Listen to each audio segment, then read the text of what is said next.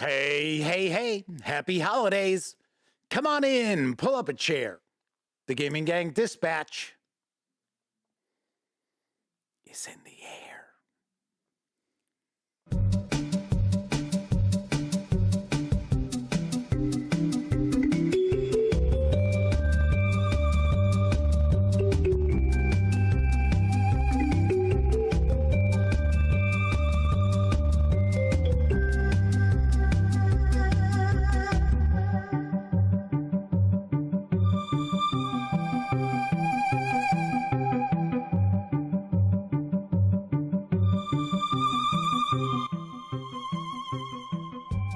Howdy, gang, and welcome once again to the Duct Tape Studios.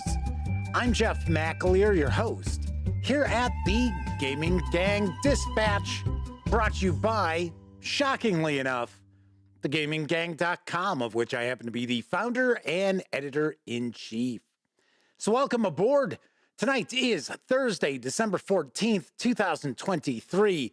This is live stream number 999.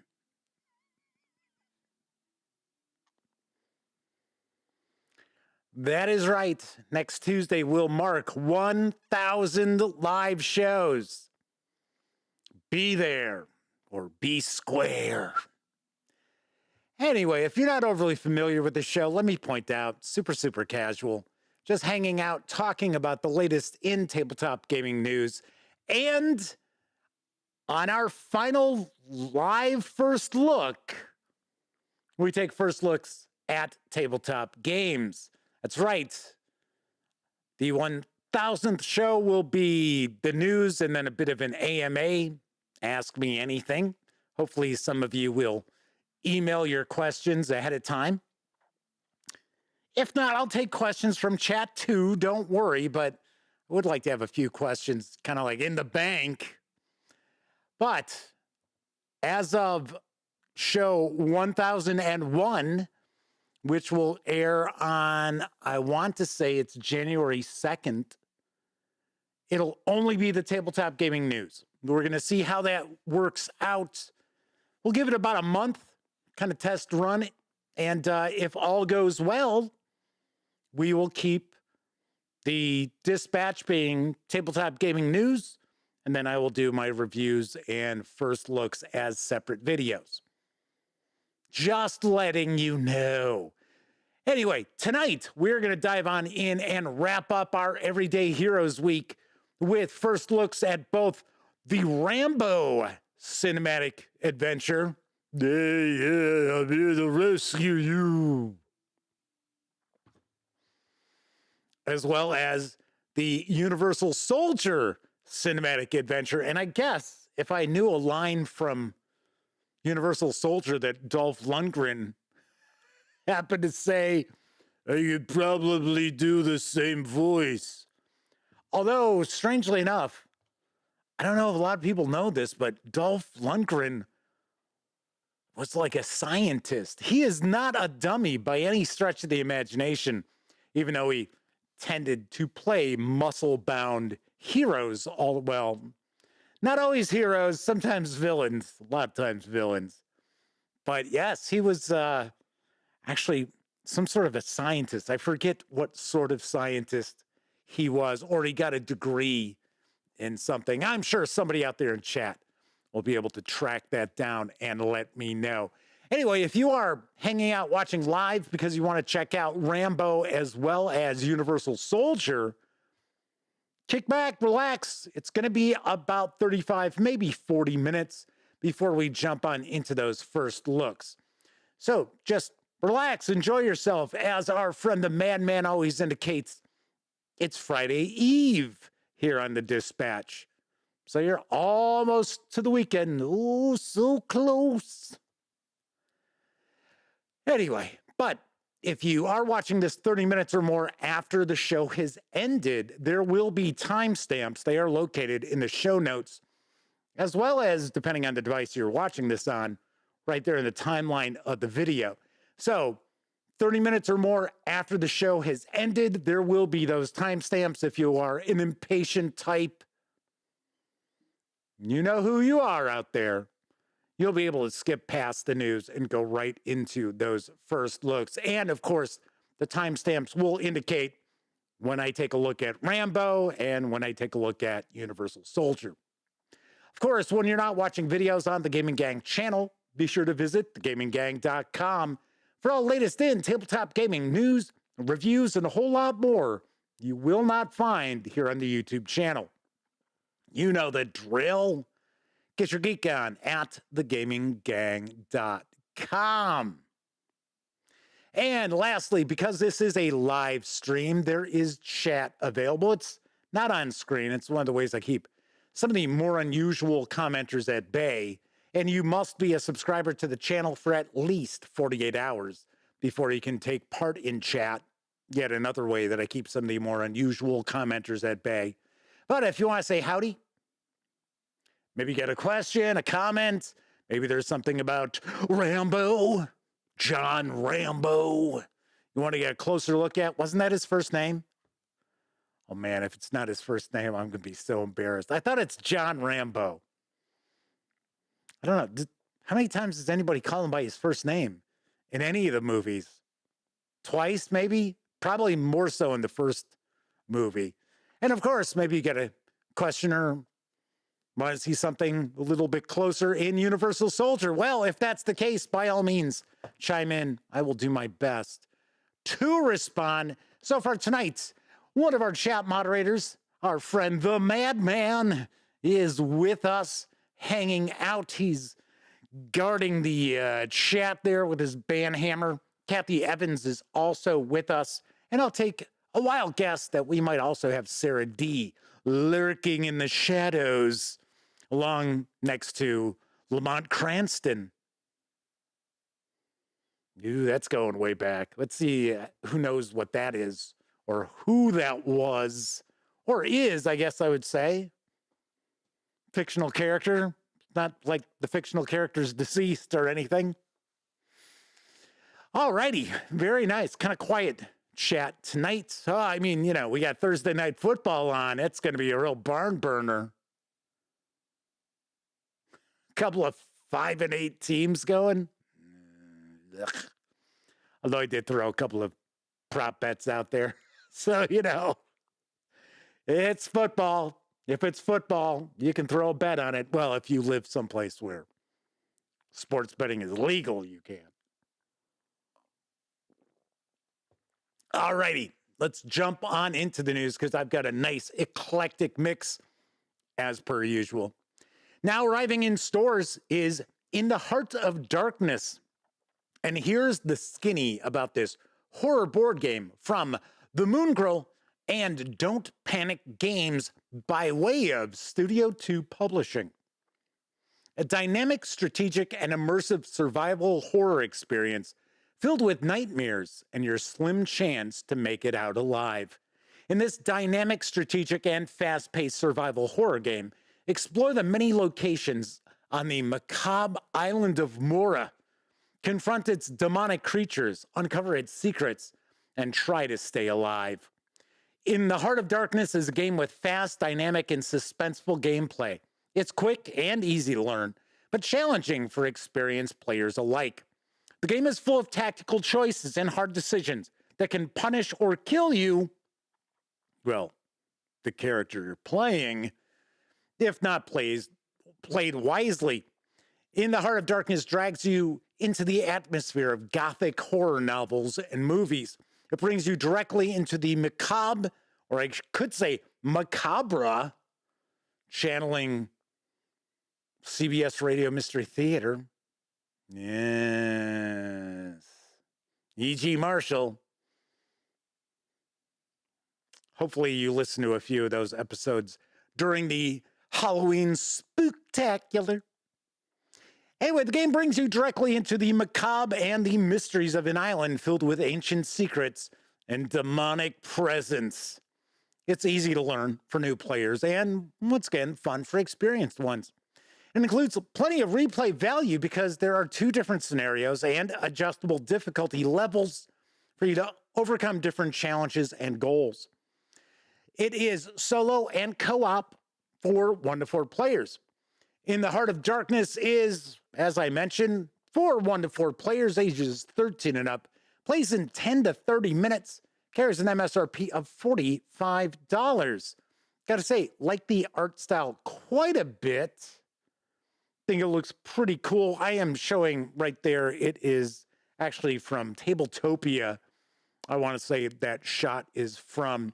It's actually a little tough tracking down images for the game that weren't taken by somebody else and posted on Board Game Geek. I was looking for something from, say, the Moongrel or Don't Panic Games, but I was able to find a few. So yes, Sarah D is with us. She's got her banhammer being put to use to craft ornaments. So she's asking those in chat to not make her have to use that banhammer because it'll ruin those ornaments that she's working on. I see. I understand. Kevin King is with us as well. Good to see you, Kevin. Let's move on to some role-playing game news because The Seeker's Guide to Enchanting Emporiums, say that 5 times fast, is closing in on the $500,000 Kickstarter funding mark for Ghostfire Gaming and Eldermancy. Here's the scoop. The Seeker's Guide to Enchanting Emporiums is a wondrous collection of boutiques, stores, and parlors to fit any game. This 250-plus page vibrantly illustrated anthology collects more than 15 wondrous emporiums, each containing a wealth of NPCs, quests, plot hooks, and wondrous items to behold. All right, guys, back off. You're using the word wondrous a little too much. Designed for the 5th edition of the world's most popular and not necessarily wondrous role-playing game, this collection of characters, environments, and more is sure to inspire any game master across the plains. Each emporium presents unique opportunities to explore. This collection pulls from all your fantasy favorites while also introducing new ideas. Make a new friend at the interplanar pet shop of the Seeker's Big House, or shop while you travel aboard the Wayward Wheel airship.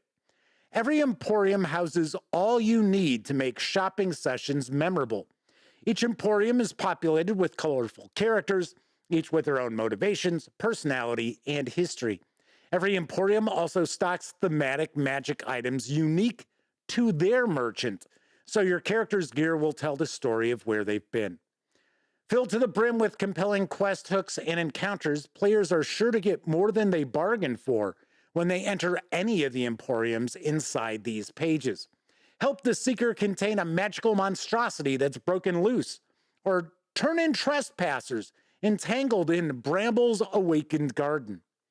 Sometimes you can't make it to a shop, but nothing says you can't bring the shops to you.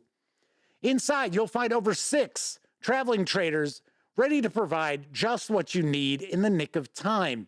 Each traveling trader comes replete with their own history, goals, role-playing tips, stats, and industry. There is a video for the Seeker's Guide to Enchanting Emporiums on Kickstarter. It's about 2 minutes long, and it's actually a song. So sit back and give it a peek.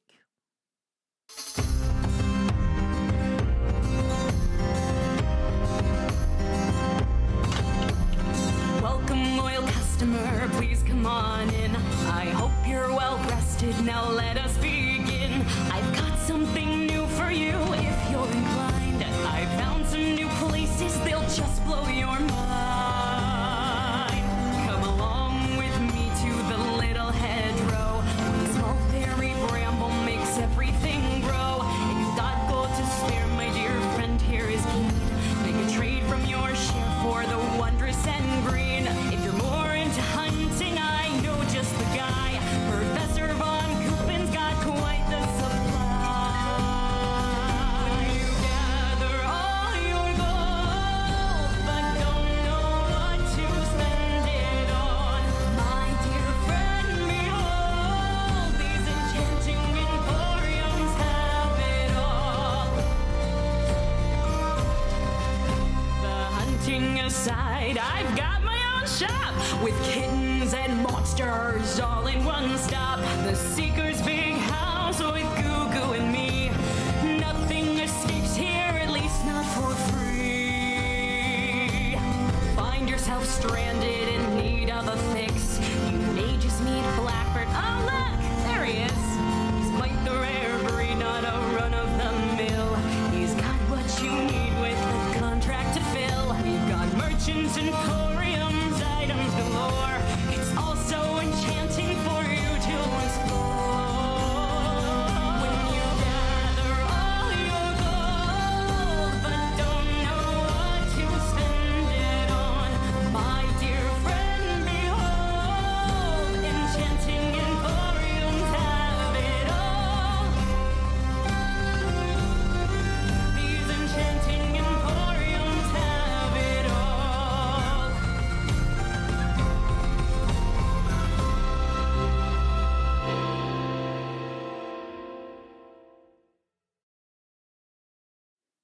As I mentioned, the Seeker's Guide to Enchanting Emporiums is rapidly closing in on the $500,000 funding mark, and you can reserve a copy of the hardcover with PDF as well as other goodies for a pledge of $65 or score just the PDF for a $30 pledge through December 23rd. Expected delivery is next December. Kevin King mentioned he is all in. As soon as he heard the first stanza of that song, he said, I have got to purchase this. This is perfect for my brand of gaming. No, actually, he said something tells us that he's not the target demographic for this release. I would have to say, looking at the actual art style from the book, I don't know. Personally, I know that there was another 5e book that these folks released. I don't recall the exact title to it. I think it's The Seeker's Guide to Terrific Taverns or something like that. I know Taverns is in it. And I actually heard really good things about it. So you never know. But yes, that video is quite different. I will say that. And I got to give these folks some credit because it is different. And they actually put together a 2-minute long cartoon to promote their Kickstarter. So I got to give them kudos because that's a little outside the box. It really, really is. Sarah D mentioned the other reason why folks in chat shouldn't want her to use her, banhammer, is that you'll get glitter all over yourself. Yes, Sarah D is into the glitter again tonight. Flaming Huron is with us. Yes, this is dispatch number 999. Kevin Kick says, I could browse through it while watching Sailor Moon and playing Pokemon. Oh, wait, I don't do that. No, I heard Kevin's a big Digimon fan. Just joking. All right, let's save you guys some money on some excellent role-playing games because Free League Publishing has teamed up with Bundle of Holding to bring a new Year Zero bundle to the masses. And it includes Dragonbane, folks. And I've got the deets on the deal. Adventurer! This new Dragonbane and Year Zero bundle presents English language tabletop role-playing games from Free League Publishing, including the new Dragonbane game of magic, mirth, and mayhem, along with 5 Free League RPGs, Twilight 2000, Vaesen, Forbidden Lands, Coriolis, and Mutant Year Zero, that all use the Year Zero engine rule system, which is also used in Alien and Blade Runner and The Walking Dead, as well as Tales from the Loop. Dragonbane reimagines Drakar Akademir with modern rules for fast and furious magical adventure, presented in a beautifully illustrated full-color core set, including 2 books, maps, cards, pre-generated characters, and more. funded in a gigantic August 2022 Kickstarter campaign. And Year Zero games play just as fast, giving you meaningful and decisive results in one die roll. Well suited for harsh, survival-focused settings, Year Zero games are often deadly and player characters are rarely safe from danger, no matter how experienced they are. The YZE system is player-focused, story-driven, and adaptable. This bundle shows off the whole range of Year Zero experiences, and it makes a great gift for role players new to the system. In fact, to give a bundle of holding as a gift, all you got to do is log out, then purchase the offer using the recipient's email address. For just $19.99, you'll get all 4 complete Year Zero rule books in the starter collection, which has a retail value of $88 as DRM-free PDFs, including Vaesen Nordic Horror Role-Playing, the Forbidden Lands core game, Coriolis, the Third Horizon core book, and the game that started it all, Mutant Year Zero, Role-Playing at the End of Days. And if you pay more than the current threshold price of $38.41, as of about noon today, it might have gone up a few pennies, you'll level up and also get the entire bonus collection with 4 more games and supplements worth an additional $87. So what you're looking at is altogether about $170 worth of PDFs for less than $40. Well, this bonus collection includes the Dragonbane core set, plus the free Dragonbane Quick Start Guide, the Twilight 2000 core set, Vaesen, Mythic Britain and Ireland, and the Coriolis Atlas Compendium. 4 of these titles have appeared in previous Bundle of Holding offers. The 4 titles which are new to the Bundle of Holding actually have a combined retail value of $102. Now, these savings will run through January 3rd, and 10% of your payment after gateway fees will be donated to Direct Relief. Nice. This is an excellent bundle. I will tell you that right now. I will admit, a little unfortunate, you can't get Dragonbane just in the starter collection, but that starter collection does have Vaesen, love it. Forbidden Lands, love it. Coriolis, excellent. And Mutant Year Zero, it's been a long, long time since I've taken a peek at the core book for Mutant Year Zero, but I seem to recall I liked it quite a bit too. And that's for $19.95. And then toss in Twilight 2000, which that core set's got a lot to it. You also get the Dragonbane core set. So we're not talking about just a Dragonbane starter set. There are other items included with that as well. So keep that in mind. We're not talking starter sets. We are talking complete games. Excellent bundle. It runs through January 3rd. I think it kicked off, I think it was yesterday that this launched. So by all means, pick it up if you don't have a majority of these games. And don't forget, there is still a fantastic Traveler Bundle of Holding that's out there. There's 2, actually. I was going to do the Mercenary News today, but the reality is there's a new Paranoia book. So that's our next news piece in just a moment. But there are 2 fantastic Traveler Bundles of Holding. And don't miss out the Pathfinder 2nd Edition Humble Bundle, which is an awesome deal going on right now. I want to say off the top of my head, it's about $500 worth of PDFs, all the core stuff. Now, yes, it's true, you're not getting the remastered PDFs, which when you see my reviews, you will realize that it's not like the game has radically changed with the remastered cores. There are some tweaks, there are some relatively major changes, but it's the same damn game, you know? So it's not like, oh my gosh, I picked up the core book for 2nd edition Pathfinder and now those remastered are out. No, it's a completely different game.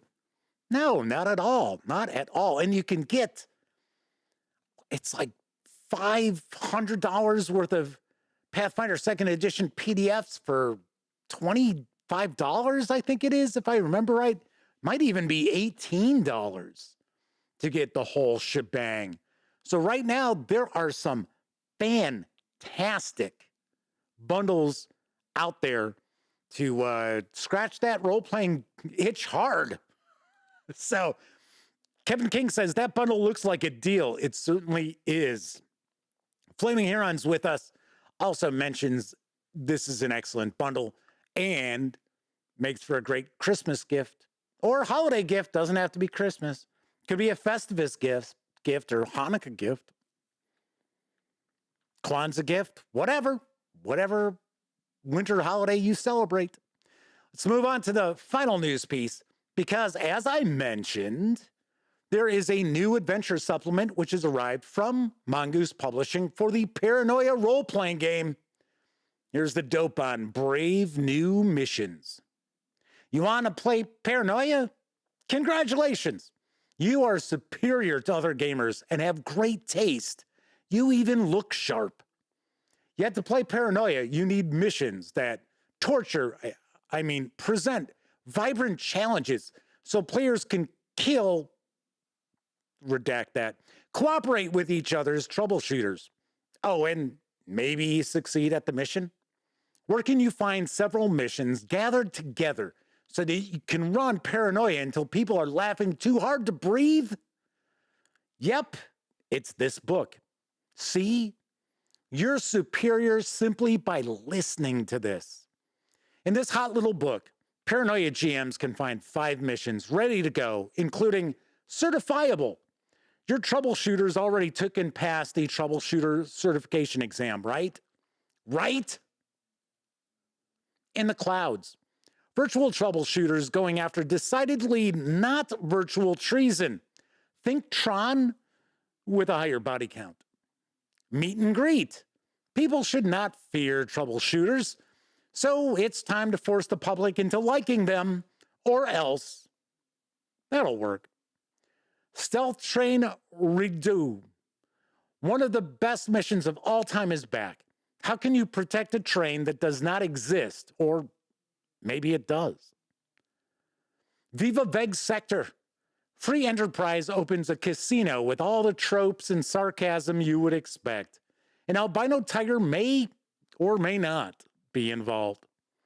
5 missions, 1 book, and more catch-22s than you can shake a depleted laser pistol at. Welcome to Brave New Missions. Something satiric this way comes. Oh, and players can also buy this book, but must not read it, or you will ruin the fun. This 152-page hardcover of Paranoia Brave New Missions carries an MSRP of $49.99, or you can grab just the PDF alone over at DriveThruRPG for $29.99. Very nice, very nice. As I had mentioned throughout this week, Mongoose Publishing has a lot of stuff coming out right now. Had the Traveler stuff. We've got, I think there's like 3 relatively new Traveler releases. We've got the 2024, I think it's a Traveler Companion update, which is out in PDF. I don't think it's out in print yet. And then we also have another adventure supplement. I think it's part of the Rim Expeditions. And then I did a news piece yesterday for The Deep and the Dark. So yeah, lots going on. Lots going on. The Madman says his Savage Worlds group has caused him to have to walk away from the table because he laughs so hard. It's a really fun group. Kevin King says last time he played Paranoia, he ran out of clones. Bring in the clones. Wild Hunter is with us in chat. Good to see you. Thanks for hanging out with us tonight. So that is it for the news portion of the show tonight, which reality is, beginning with episode 1000, that's going to be the main portion of the show, is going to be the news. Like I said, we'll see how it works. It might turn out to be pretty good. You never know. It's not as if it's like, oh, I'm doing this because I have to do it. I just want to check it out. I want to see. I want to see what happens. Yes. Anyway, I was just talking about DriveThruRPG. Don't forget, the gaming gang, thus the Dispatch, is affiliated with the One Bookshelf sites. So if you are going to visit DriveThruRPG or Dungeon Masters Guild, Storyteller's Vault, Wargame Vault, what have you, any of the One Bookshelf sites, please stop by thegaminggang.com. First, click on one of our banner ads. That way, if you happen to make a purchase, I get a small portion of that sale. And all those nickels, dimes, and quarters really do add up and help keep thegaminggang.com around. Also, if you like this video,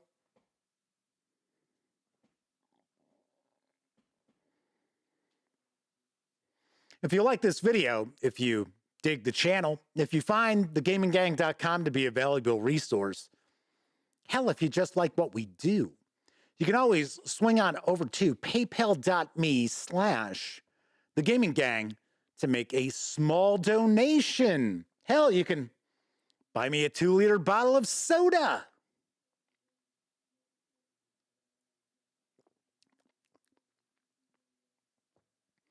And I must say, our friends Kevin King and the Madman recently stopped by paypal.me/thegaminggang and made not small donations.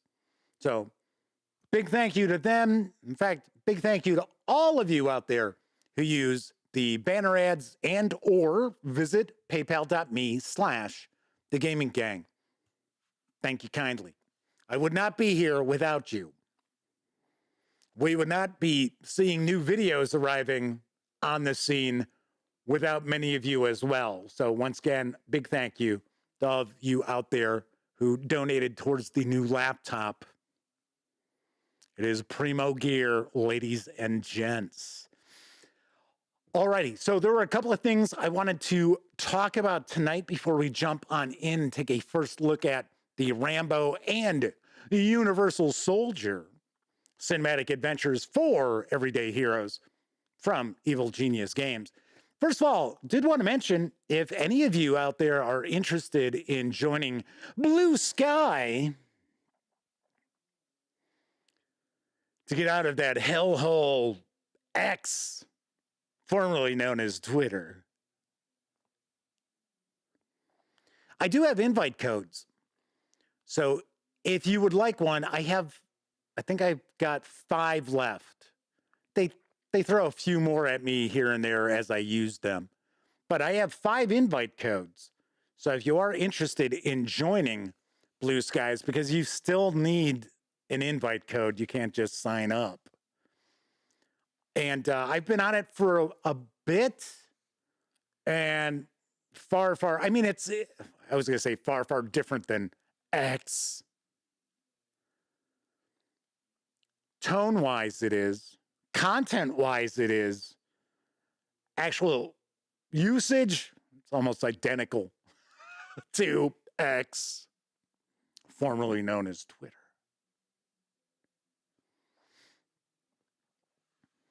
So there's that. So you can either shoot me an email to Jeff McAleer at thegaminggang.com, or if you follow me on X, formerly known as Twitter, just ding me, just tag me, and I can follow you and provide you with the code. Like I said, I've got 5. So I have actually been handing them out mainly to publishers if they wanted to get away from that hellhole of, I won't say it again. All right. So there is that. The other thing I wanted to mention is that I saw earlier today Polygon, which is pretty well known for their video game coverage, and I have never had a beef with their video game coverage. They've been sharing their top whatever of 2023 lists, and they released their top 10 tabletop role-playing game books of 2023. Okay. It popped up in my feed. I thought, I'll take a look, take a peek at this. Well, I had some quibbles with what they chose, which, yeah, that's fine. Whatever. I mean, I think there were, if I remember right, I think it's like 10 items that they shared. And I think just a little over half, I think 6 of the 10 all had something to do with D&D, including Phandelver, the Shattered Obelisk, as being one of the top 10 tabletop role-playing game books of 2023.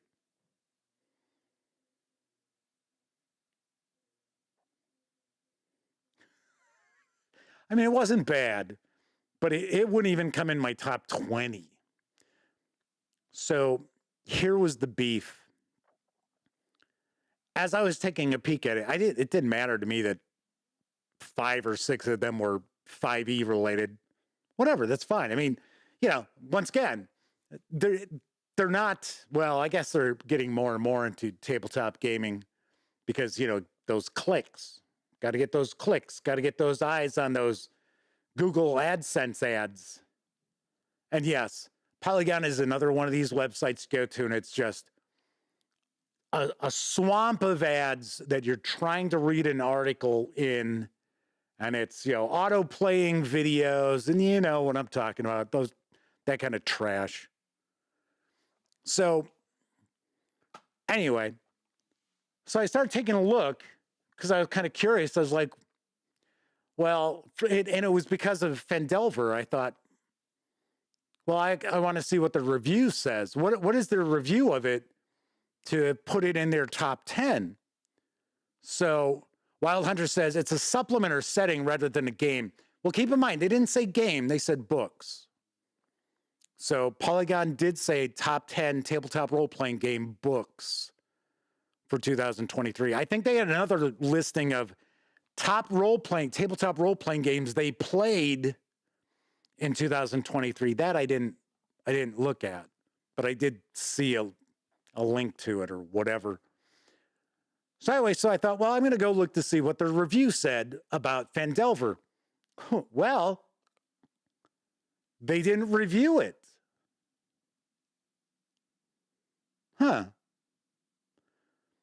So another of their top picks was Barkeep on the Borderlands, which I shared news about. I think I shared 2 news pieces, one when it was on Kickstarter and one when it was actually available for purchase. And it is something that I've heard good things about. So I thought, okay, well, let me see what their review says about it, why it made their list of top. There's no review of it on Polygon. So how do you put together a top list of tabletop role-playing game books that you haven't fucking reviewed? And what did a commenter say? I should call it zeeting. Instead of tweeting, because it's not Twitter anymore, it's X, formerly known as Twitter. So I zeeted about this earlier. And then I followed up and said, you know what? This is a plague on our hobby. And we see it all over the place. And I brought this up previously, but I'm getting really sick and tired of it. I don't know about you as gamers, how you feel about this. I try not to insult your intelligence. That's how I approach this. I assume that those who visit thegaminggang.com and read the articles and watch the videos are not dumbasses. I mean, that's my assumption. I could be wrong. I mean, I see comments from some people, so I know I am wrong. But for the most part, I figure you're probably smarter than the average bear. But I am so sick and tired of seeing bullshit masquerading as reviews. So here's what Polygon really has as far as their top 10 tabletop role-playing game books for 2023. And once again, some of these are deserving. Some of them I don't know. I did not have an opportunity to see them. I did not have an opportunity to review them. But everything that's on this list has, well, maybe not everything, but they tried 2 links. One, an Amazon affiliate link. 2, a DriveThruRPG link with an affiliate code.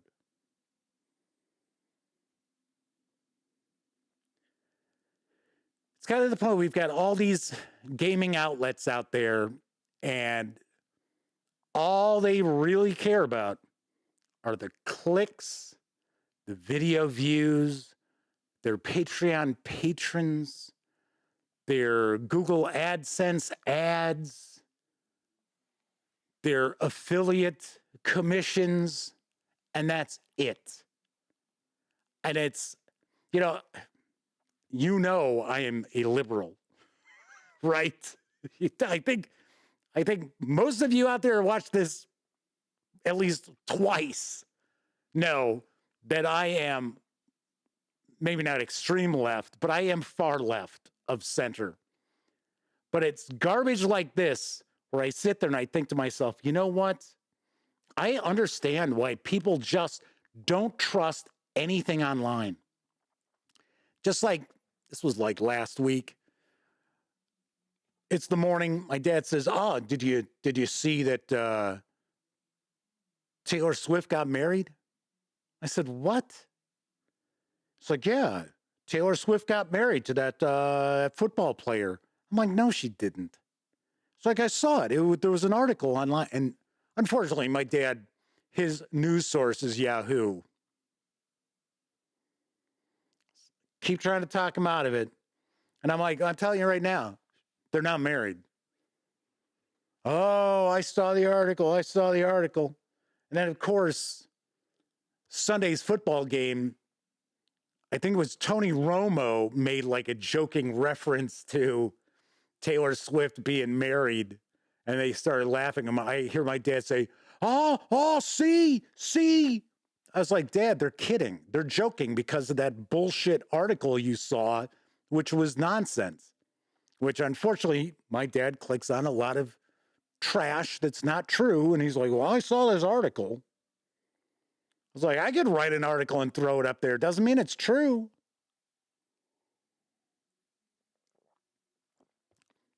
But yeah, honestly, it's sickening to see this. And it's everywhere. I mean, I've seen a change with even respected outlets, like as an example. And I have no beef whatsoever with Geek Dad. Never met the guy. He's been around for a long time. But you know what? His website now looks like that typical horseshit, bullshit, Google ads popping up all over the place, auto-playing videos, shit where you're reading an article and then there's an ad which splits the article and you're like, okay, now I got to go through this fucking ad. Oh, there's the rest of the article. I mean, it's ridiculous. And the problem is, people just sit back and they're like, yeah, well, I guess that's how it is nowadays. I guess I'll put up with it. I myself personally, if I run across a website that has that kind of presentation, I never go back. I think to myself, you know what? If you disrespect me as a visitor to your website with that kind of nonsense, just so you can make like 1/10 of a penny off of my visit, if even that, it's like, I don't need to go visit your outlet. Madman says they really don't watch other reviews. Got tired of seeing the garbage from those so-called reviews from other sources. Yeah, a lot of it is just here, and it kind of stems from a lot of electronics. It's kind of trickled down where it's like, here, I'm going to give you the overview of this, and it's great. There's my review. Hey. Or we see like the XYZ game in 3 minutes. You don't learn anything about actually playing the game, or maybe who that game is really for. No, you just get, oh, well, yeah, here, let me paraphrase the sell sheet information, share some images. Many of the times, they're actually images from the publisher. They weren't even taken by the outlet.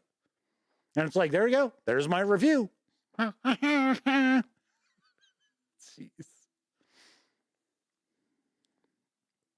So Roger Perdome is with us in chat.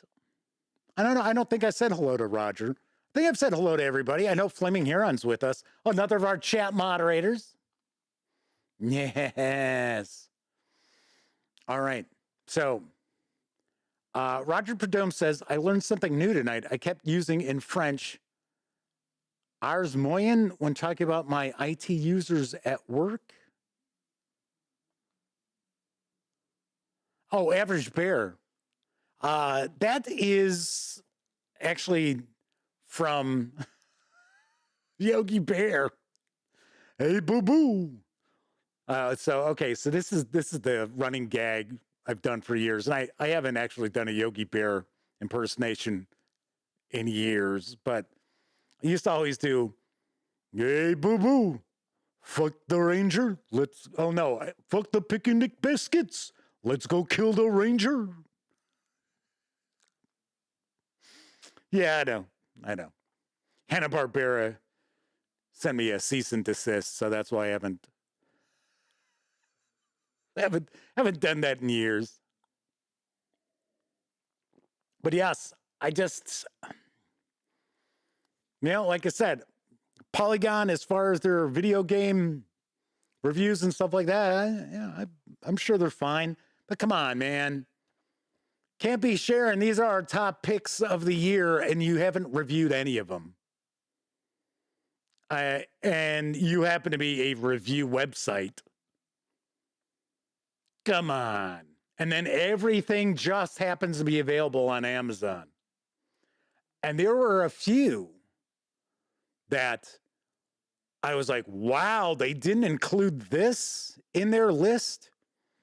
And then they also had Lord of the Rings role-playing, which I could have swore came out in 2022. I don't know if it did or not. Just feels like it came out in 2022. Maybe it did come out earlier this year. But I'm sorry, but I will share my favorite games of 2023 video once again right before New Year's. And that's why I never say it's like, the best or anything like that. They're my favorites. So I will tell you right now, every single one of those releases will have received a review on the Gaming Gang, because how else would it become my favorites? So Flaming Red says, I don't trust any of these games. You're an Ellis. There you go. All righty.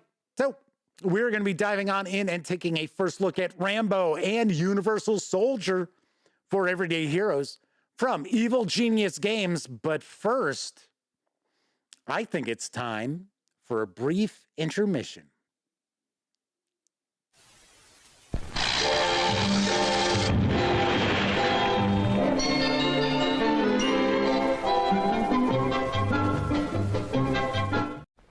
Your assignment, danger.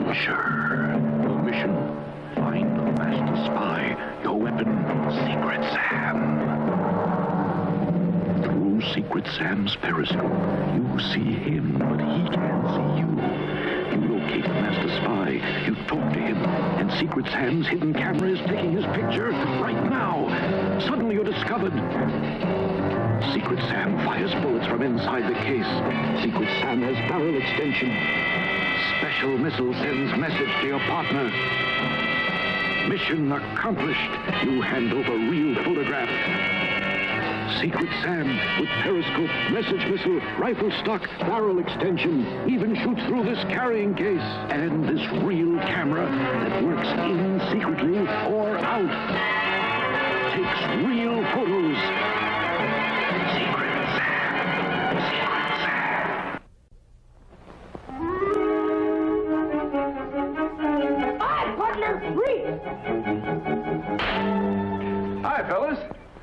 Roy Rogers! Say, that's a pretty tricky head, isn't it? Partners, how would you like to surprise your pals like that? Well, you can with my new Roy Rogers Quick Shooter hat. It's by Ideal. And here's how the Quick Shooter hat works. Just press this secret button right here, and a replica of an authentic Western pistol pops out and fires. It's your secret weapon, even when they think you're unarmed. So get Ideal's new Roy Rogers Quick Shooter hat at your favorite store today, and you'll always be ready for anything. Ask for Ideal's new Roy Rogers Quick Shooter hat. I wouldn't admit this if I wasn't alone, but I really do like Wilkins coffee. Did you call? This is the season of light. The season when out of winter's darkness springs the bright miracle of Christmas, warming hearts, bringing the sparkling laughter of childhood happiness to every family circle. We memorialize this happy season with the Christmas brightness of our cities, the spectacle of holiday displays that are so much a part of this happy time. That same light is reflected in the bright bulbs that glitter and glimmer on every Christmas tree across the land. But most important of all is that little glow this wondrous season lights in the faces of all our loved ones. And in that spirit, let us wish you Merry Christmas, Merry Christmas, Merry, Merry Christmas to you and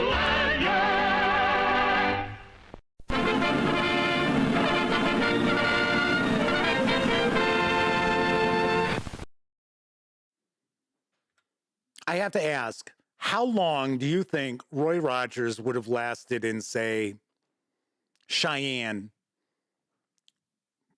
back in the day? Not long, dressed like that. Would he? What do you think?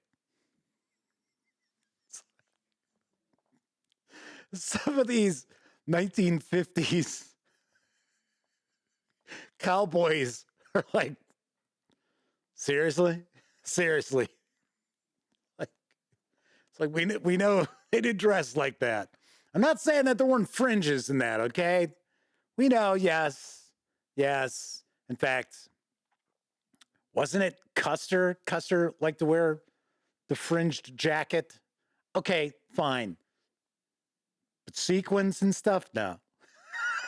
Just don't think so. Kevin King says, Secret Sam, because you want your kid kicked out of school. All righty. So tonight we are going to be taking a first look at both the Rambo as well as the Universal Soldier cinematic adventures for everyday heroes from Evil Genius Games. We are going to start off by taking a look at Rambo. It is written by Siegfried Trent, Thomas Pugh, and Richard Redman. The 112-page softcover carries an MSRP of $24.99, or you can grab just the PDF over at DriveThruRPG for $19.99. All right, let's swing on over to the other camera because here I've got Rambo. Before we jump in, do want to mention, fine folks over at Evil Genius Games were kind enough to provide me with both of these review copies, but neither I nor anyone else affiliated with the gaming gang has received any other sort of compensation for me to share this coverage with you. These days, it's very, very important that you know that. Also should point out, there is an adventure within this supplement, just like there is one in the Universal Soldier Cinematic Adventure.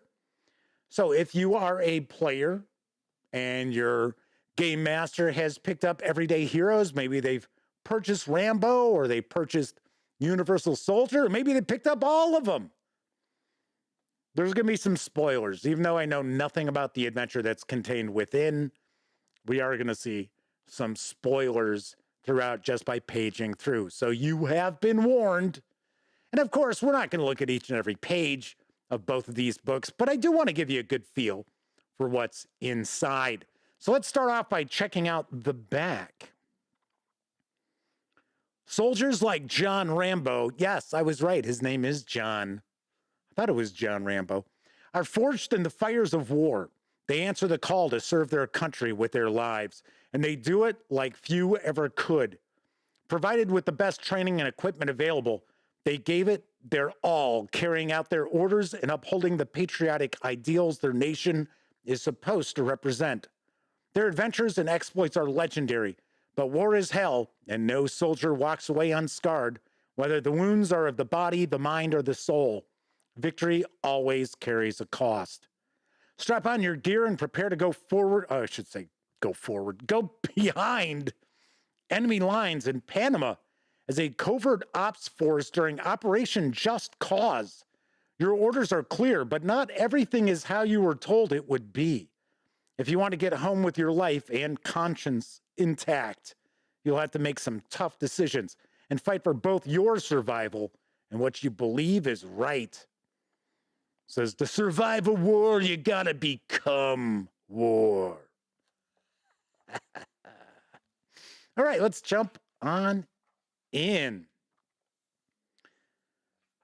So I believe this is based on the movies, not just the movie First Blood.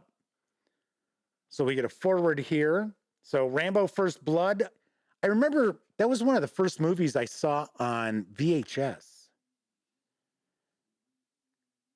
I take that back. It wasn't one of the first movies I saw on VHS, but I didn't see it in a theater. I did see it on VHS. So here we're getting a synopsis of First Blood, and then First Blood Part 2. I remember seeing that when John Rambo goes back to the Nam. I did not see Rambo 3. So we got the world of Rambo. Who was Rambo? Talking about guerrilla warfare. I remember I actually read the book First Blood. I read it after I saw the movie. And it was, like most books that have films made of them, adapted from them, it was quite different. John Rambo was, well, he's kind of villainous actually in the film, if you think about it. But in the book, it's not so clear cut that the sheriff is the bad guy and John Rambo is the good guy. So it looks like we're getting a bit of an explanation of that period of time in American jingoism. It was really wild. I remember there was a period of about 3 years that we saw all these movies come out, and they were all about going back to Vietnam and saving POWs. Uncommon Valor, that was one that I remember quite well. Gene Hackman. I love Gene Hackman. He is such a good actor. Too bad you never see him anymore. It's pretty old, but... Right, so we got our different backgrounds. We've got refugee, remote village. So you play as a remote village? Wouldn't you be a remote villager? Small townie, tunnel rat, traumatic, so you have a traumatic background. Veteran, violent past, war orphan. Got our professions, aid worker, arms dealer, diplomat, sheriff. Special Forces operative. As I had mentioned earlier this week, there is a new supplement for Everyday Heroes that came out. It's called The Vault. It is I know it's available in PDF. It might be print on demand right now from DriveThruRPG as well. And to my knowledge, what it does is it actually collects the various different rules, backgrounds, and classes from many of these cinematic adventures that have been released. And I think it clocks in at 300 and some pages.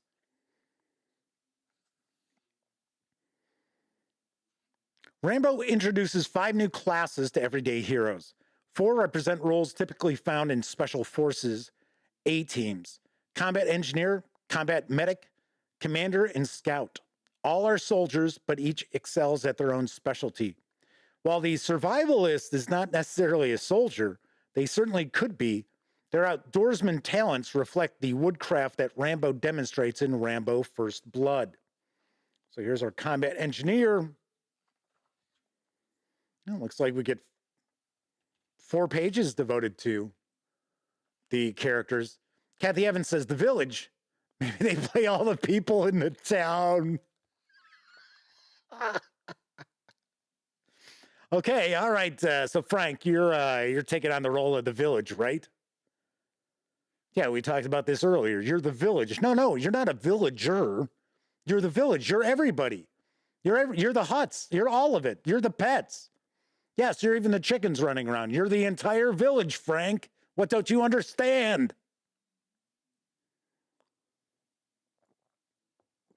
I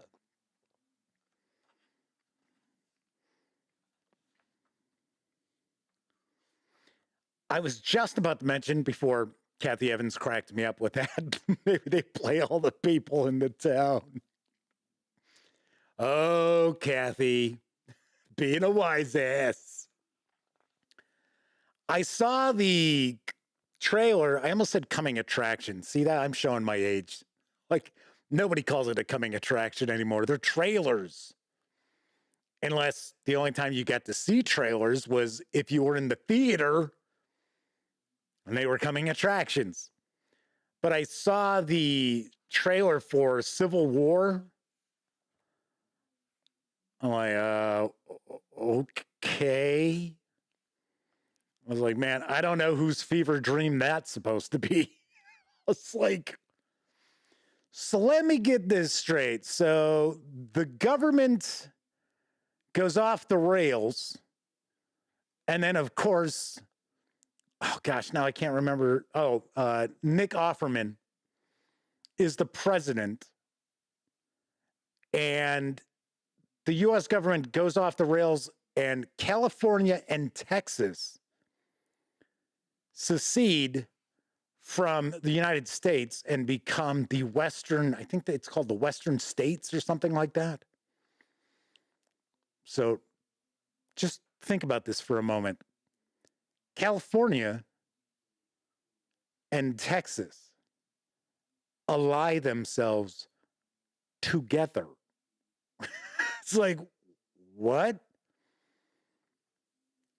It's like, I could see if it was California and Texas go to war against each other. Yeah, well, maybe. It looks really bizarre. But Jesse Plemons is in it, so he's usually in good movies. Speaking of good movies with him in it, I finally had an opportunity to see Killers of the Flower Moon. Very long. It was excellent, and the acting was just phenomenal in it. But just a little too long. And I don't mind long movies, but that movie did feel like it was dragging a bit. It could have been easily 30 minutes shorter, but really, really well done. I mean, it's Martin Scorsese. What do you expect? Wild Hunter says, that's like those scenarios where you play the dungeon or evil lair and you have to stop the good guys with traps and evil minions. Monsters are us. Like Dungeon Keeper.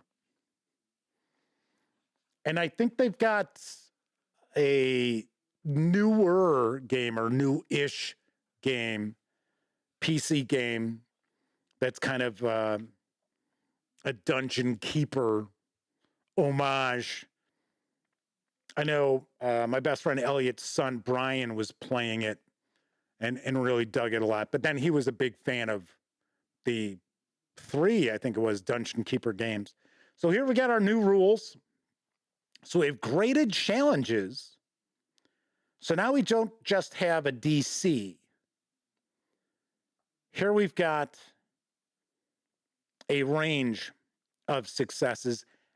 And the reality is, taking a look at this, this is similar to Pathfinder 2nd Edition because an epic success is 10 or higher than the DC result, or DC that you're rolling. So your result is 10 or higher.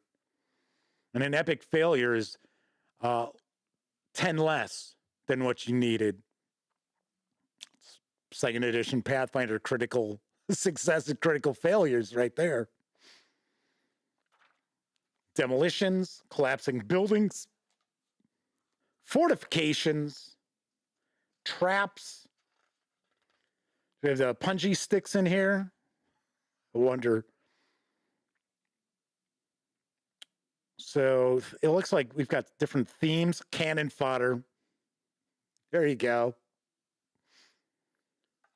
Defensive scenarios. Interrogation and torture. Little surprised that that's being included here, but reality is, I mean, if you're trying to simulate real world situations, I guess you got to have it in there. So adventure ideas, cartel busters, eating dust. It's like saving a bunch of refugees. Operation Eagle Claw. Rescuing the American hostages in Iran. Huh. Okay. It's just like different ideas. So this is our adventure here. Rambo Flesh and Blood.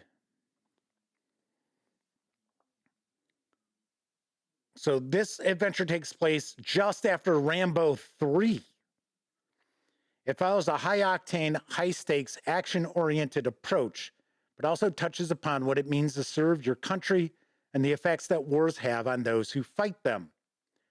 Like the films, it is set against a backdrop of real military actions. The invasion of Panama, codenamed Operation Just Cause, was a many-faceted conflict. The Panamanian dictator Manuel Noriega played the United States against narcotics traffickers for many years. In 1989, after the U.S. and the Organization of American States tried to curb his worst excesses, Noriega announced that a state of war existed between Panama and the U.S. As the public learned the extent of Noriega's involvement with drug trafficking and the extent of U.S. support for the dictator, relations continued to deteriorate. In December 1989, I remember this, because I remember going over to my grandparents' house for Christmas Eve, and they had a television on that was actually showing the fighting going on in Panama. In 1989, President George H.W. Bush, himself a former director of the CIA, gave the go-ahead for an invasion of Panama to remove Noriega from power. This adventure takes place during that invasion. The heroes take on the roles of Special Forces soldiers sent to extract a valuable informant mere hours before the main invasion. Things get more complicated once they are in the field. So we are going to get a synopsis. So creating or selecting heroes. So we obviously have some pre-generated characters. Madman says, I ran a D&D adventure once where the roles were reversed. Players were goblins and the NPCs were the heroes. They had fun with it and set some well thought out traps. You also have Monsters, which has been around early 80s, right? From Flying Buffalo Games. So that is, if I remember correctly, isn't that Kevin St. Andre, who did Tunnels and Trolls? Pretty sure.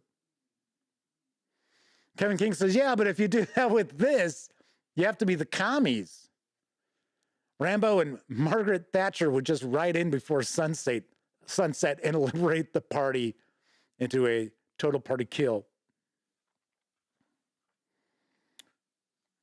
Oh my God, you're fighting monkeys with M16s. Oh, see, I told you there'd be spoilers. Sorry, but there you go. There's the big giveaway. I don't know. Is that from Rambo 3 or something? Yeah. Ken St. Andre. So did I say Kevin? Yeah, I'm sorry. Yeah, it is. As Kevin points out, it is Ken St. Andre. Right. So we've got our different encounters here. It's kind of flipping through. The Gecko Lounge. John Rambo. So Rambo's in this. Rambo is an NPC. So that means the player characters are the cannon fodder.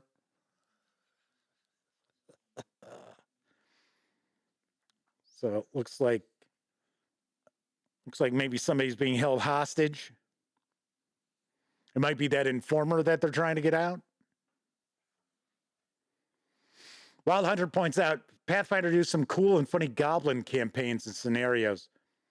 Yeah, it used to be that their free RPG day adventure would always be goblin related for Pathfinder. Just like now, these days, for Starfinder, it's Skittermander related.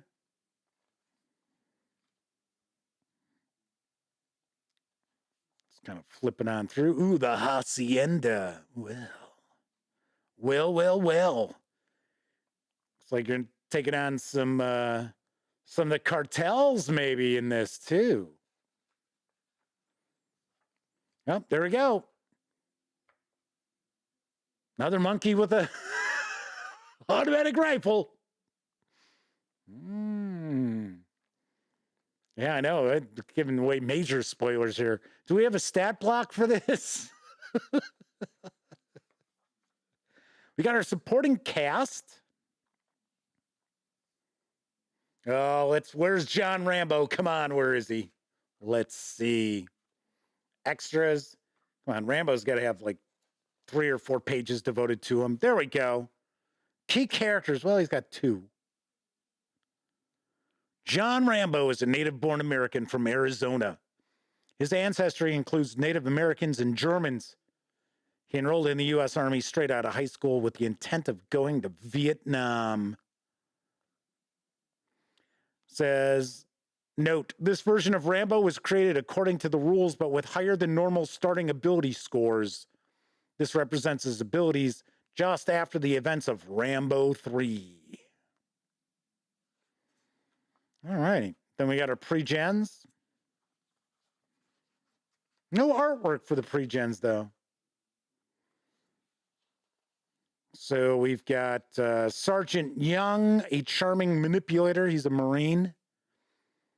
We have U.S. Army Sergeant Stone. They are a tough survivalist. U.S. Navy Staff Sergeant Austin. They are a smart hero, a combat engineer. U.S. Navy Warrant Officer Fry is the combat medic, also a smart hero. And U.S. Army Sergeant Morin is a scout who's an agile hero. All right. Kevin King is rocking on out. Good to see you, Kevin. Hope to see you next Tuesday for live show number 1000. All right, so that's Rambo. Now let's take a peek at Universal Soldier, which I have pointed out prior. I've never seen this movie. I know the premise. Dolph Lundgren, right? Kurt Russell. First movie people think is all right for the most part. Follow-up, not so hot. So this is written by Chris Goober Ramsley and Rick Hines. This is also 112 pages. Carries an MSRP of $24.99. Or, once again, you can grab just the PDF over at DriveThruRPG for $19.99. So we'll take a peek at the back here. The path to paradise is just a leap of faith away. For even in death, one can be reborn into an improved version of themselves. Washed away are the pains of regret or of mistakes made in a past life. Thanks to the science and visionary foresight of Dr. Christopher Greger and Colonel Edward Perry, the world was forever changed when the Unisol program documents found their way to the press in a groundbreaking expose that shook the foundations of the CIA. Now, a genetic scientist named Dr. Sharp returns to the public eye with new secrets. Secrets the public has begun to embrace with little regard to the consequences. The next generation of Unisols are the only thing that stands between a cult of personality and worldwide assimilation. Bum, bum, bum. Madman says, having heard the experiences from a couple of veteran friends, provided some understanding into Rambo's mental state. Coco B is with us. Oh, Coco B points out, yes, it's Dolph Lundgren and Jean-Claude Van Damme. Why was I thinking? I must be thinking of Stargate. I don't know. Why was I thinking Kurt Russell? Yes, I know Kurt Russell was in Escape from New York, which we took a peek at yesterday, but no, I wasn't joking. I honestly thought Kurt Russell was in it. It feels like it would have been a Kurt Russell movie at that time. Oh! Okay, so from my understanding, I think this is based on just the first movie and the events afterwards. So we get a bit of a forward. So it says, Universal Soldier is a high-concept sci-fi action blockbuster with a fascinating premise that pits two action legends against each other. The film grossed $95 million worldwide, with $36 million in the US and Canada, and $59 million internationally. Yes, that was back when, you would go to get, into the theater for like $3, not $15. So we get the world of Universal Soldier. Once again, this contains an adventure. I know nothing about it. I already pointed out, I've never seen the movie. I just know the story of this with broad strokes, but there's going to be some spoilers. So Flaming Heron says, yes, Jeff's got Kurt Russell on the mind from yesterday. I don't know. No, I don't think so. Wild Hunter says they'd like to see a cinematic adventure for Big Trouble in Little China. There is a Big Trouble in Little China board game. I know that. I don't know if it's any good. Coco B said they saw Universal Soldier at a drive-in. Yeah. Never go to it. Well, I mean, nowadays, good luck finding a drive-in. I know we've still got a couple, I think, floating around the Chicago area. But I was going to say, never go see a movie that you want to see at a drive-in with a girlfriend. Just doesn't work. Does not work. So anyway, moving right along. So here we get breakdown about cyborgs. So we get our new classes. I was going to say, let's see where the new backgrounds are. Here we go. Corporate legacy, early cybernetics, grizzled veteran. Got professions, cybernetics engineer, cybernetics surgeon, indentured warrior, mercenary, and off the grid. So as Wild Hunter pointed out, they'd like to see Big Trouble in Little China. I have heard really good things about the Highlander cinematic adventure. Madman says they've got the Big Trouble in Little China board game. Unfortunately, they have yet to play it, although they would like to. So we've got the Billionaire, which is a smart hero.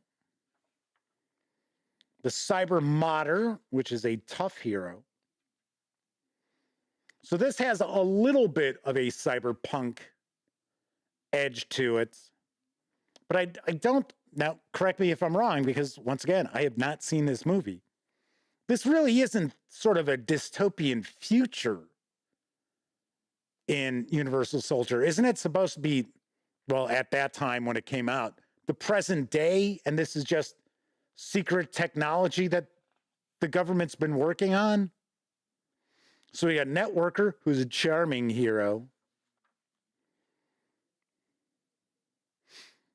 So new feats, cybernetic tolerance, heavy kicks, cybermodern training,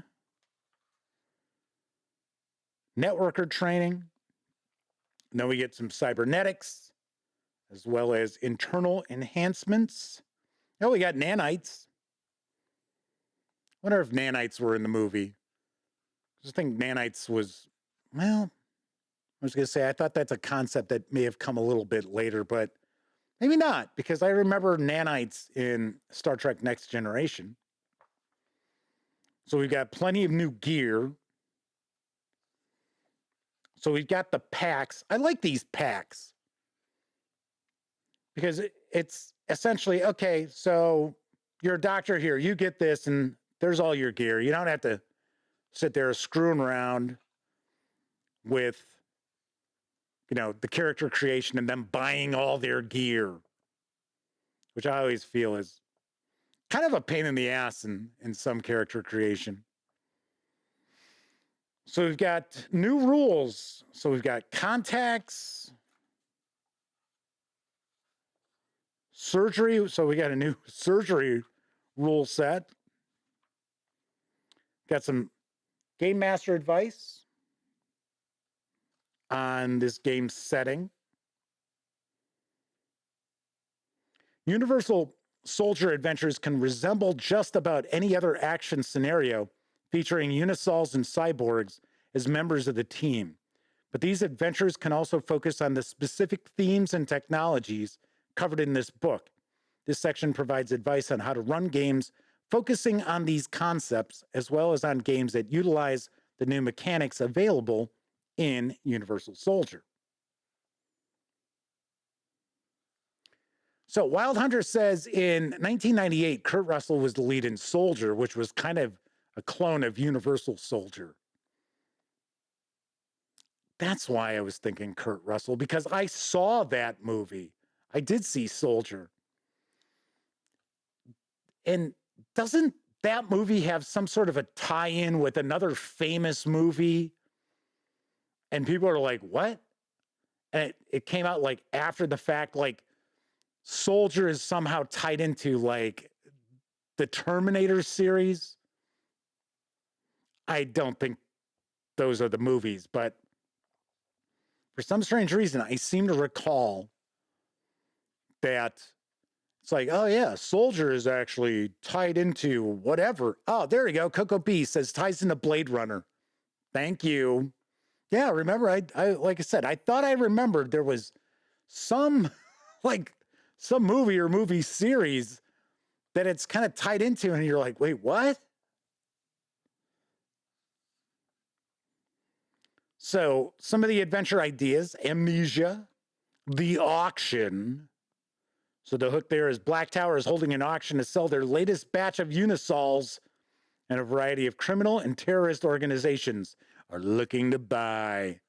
It's got Black Site, Corporate Espionage, iPerson, where the players are journalists or activists interested in exposing corporate lies, or agents of a rival company looking to take the competition down a notch. All right, then we get into our adventure.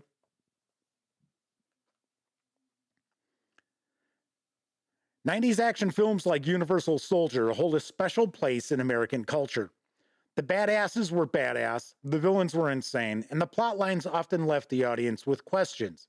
And those unanswered questions add to a movie's charm. Universal Soldier didn't answer everything. For example, how did this black box military operation ever get started? Who invented the ability to return dead flesh to life? Why are they operating in the suburbs of America like superheroes? Once you layer in faulty cybernetics, high explosive action, and one of the best villains to capture the horrors of PTSD on screen, you've got a cult classic. The original movie was not afraid to show the impact that death and murder have on soldiers, or the truly monstrous way that governments treat soldiers as disposable. For those of us in the role-playing world, this universe created a glorious sandbox. The campaigns and missions that you can create, ranging from one-shot to epic multi-nation quests, are perfect for groups. The questions never answered by a single film become unexplored narrative territory. So with much pride and appreciation for explosions and insane villain monologues, we present Universal Soldier Return to Eden. All right.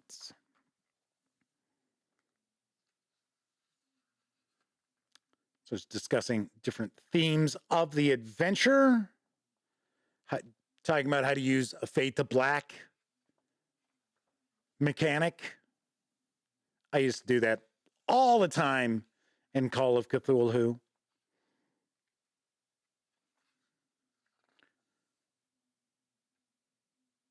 So we've got our session 0, getting everybody started. We get some background about what's going on with the adventure.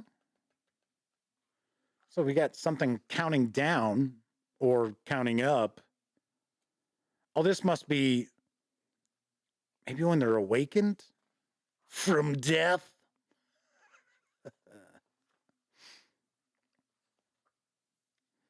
I have to say, I do like the cartography that we've seen for the various different cinematic adventures for everyday heroes. Pretty solid. They don't get too just cluttered, and they're not just really sparse either. Somebody likes putting women in bikinis by the pool in this book. Was that a theme of the movie that I'm not aware of? Flaming Heron says they just try and suspend disbelief with most science fiction movies. Okay, so we've got our second act. Key Weird must take place in Key West. Act 3, Blood and Bullets. Oh, so I guess the player characters are off to the Dry Tortugas. So we've got helicopter chase taking place. And then we get into our supporting cast, our various different NPCs. I couldn't tell you if any of these NPCs are characters from the movie or not. Once again, haven't seen it, wouldn't know. All right, so we've got cyber soldiers, robots. We've got some new NPCs, such as the socialite, the executive, the CEO. Should have some pre-gens, I would assume. We've got our Unisols. Got our key heroes. Well, I would take a guess that these are our heroes from the movie, our main protagonists. Wild Hunter says, I like that they have respect for the original and work hard to bring that same style to their games. Here's our pre-gens. So we have a Unisol Breaker. They're a strong hero, a brawler. We've got Mercenary, tough cyber modder. Unisol Prodigy, agile sharpshooter. Unisol Veteran, who's a tough bodyguard. And that is going to wrap up.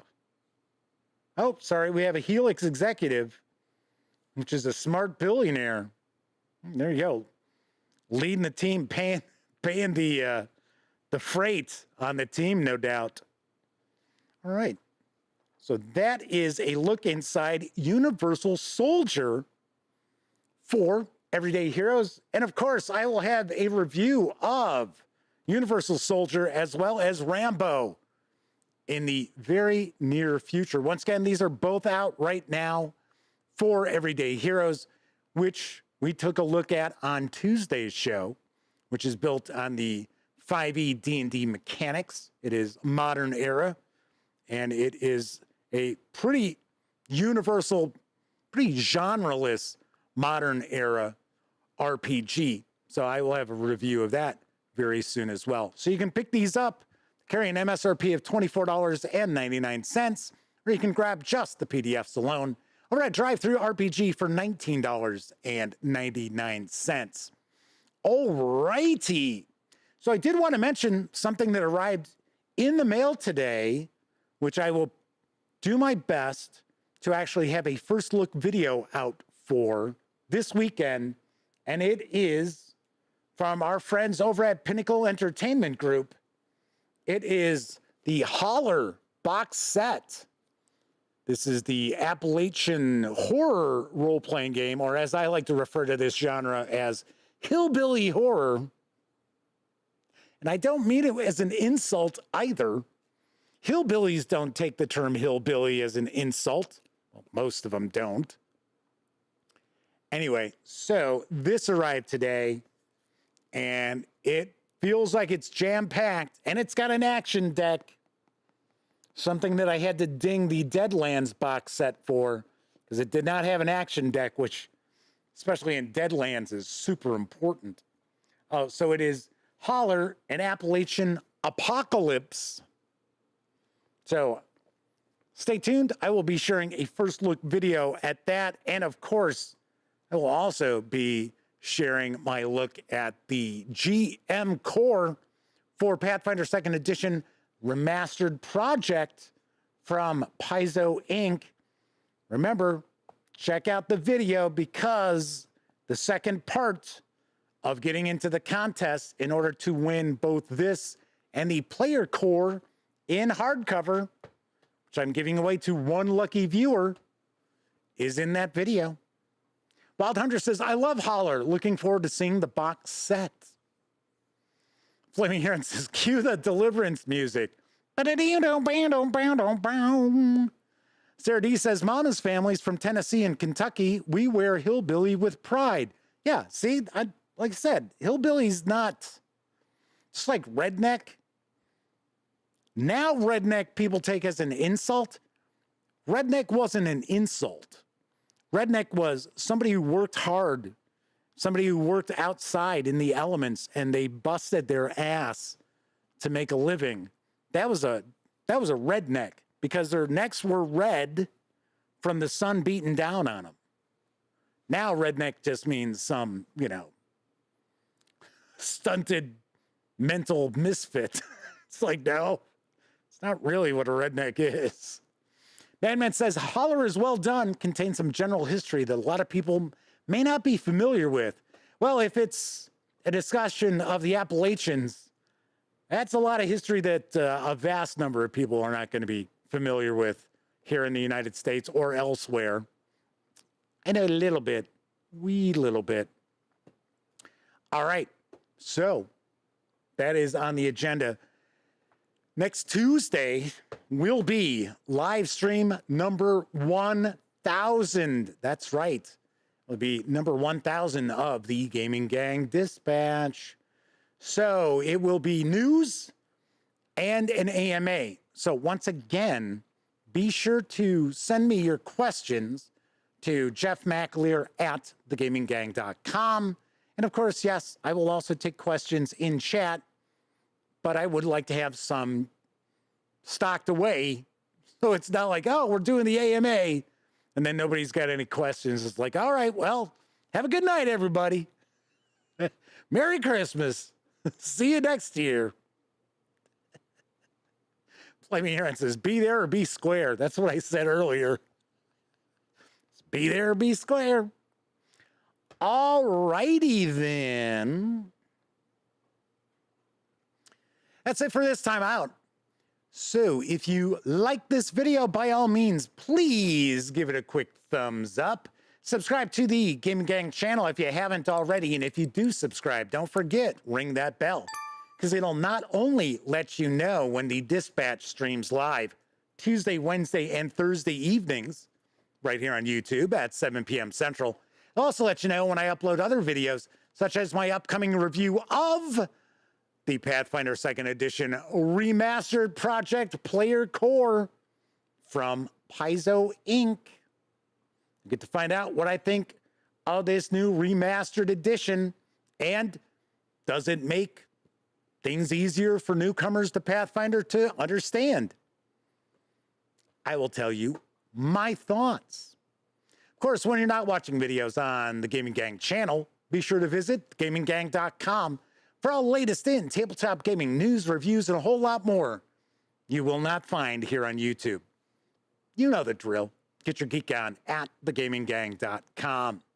If you were watching live, thank you very much. If you watched live and took part in chat, big tip of the cap to you, because not only are you keeping me company, keep each other company while I'm paging through an RPG book or unboxing a board game.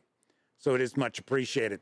Of course, I know a lot of you out there, you don't have an opportunity to watch live. Doesn't matter if you're watching live or on Memorex.